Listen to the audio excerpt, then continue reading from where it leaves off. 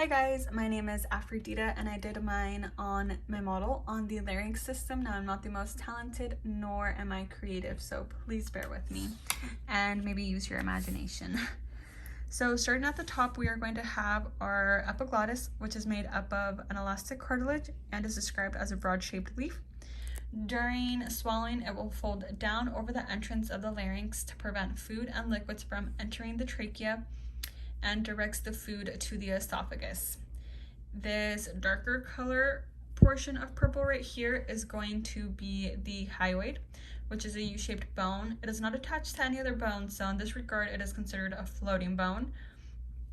Here in pink, we are going to have the greater cornu, and in pink again, right here, we are going to have the lesser cornu, which are also known as the greater horns and lesser horns.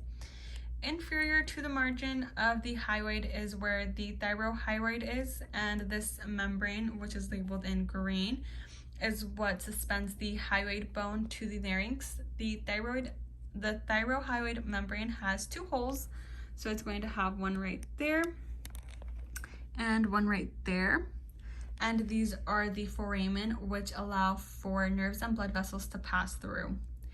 Inferior to the hyoid bone, we have the thyroid cartilage, and this is made up of hyaline cartilage and is the largest cartilage of the larynx. It is also attached to the thyrohyoid membrane, as you can see.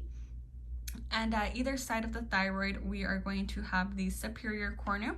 So we have it labeled in orange, there and there. And these extend upwards and connect by means of ligaments to the hyoid bone.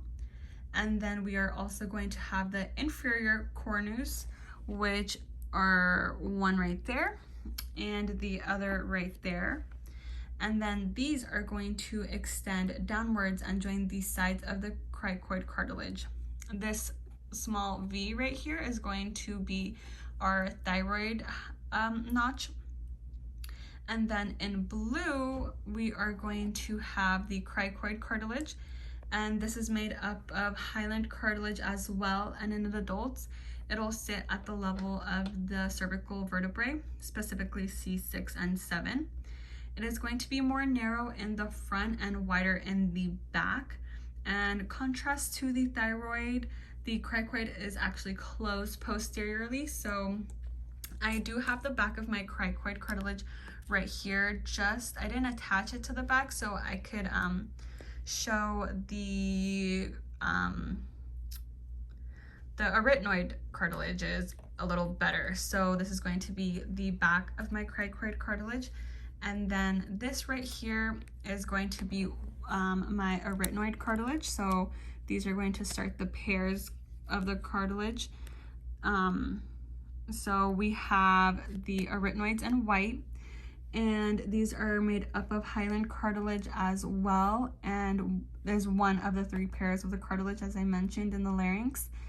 And the anterior projection is going to be the vocal process, and then the lateral or posterior projection of the arytenoid is going to be referred to as the muscular process.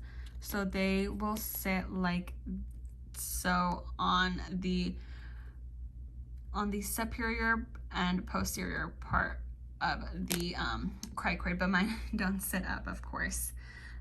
Following those is going to be on top, we are going to have the next set of pair, and these are the corniculate.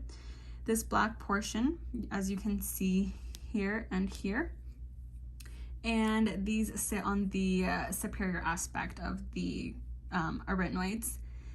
Embedded in the epiglottic fold and superior to the corniculates are going to be the cuneiform cartilages, and these are described as small rods of hyaline cartilage, which you can see here. I made them there, and so my model is like so. I would have that sitting there, and these are sitting this way, so they are going to be somewhere up around here, and so then our rods are going to sit superiorly to them. So they're going to be somewhere right there in the epiglottic fold.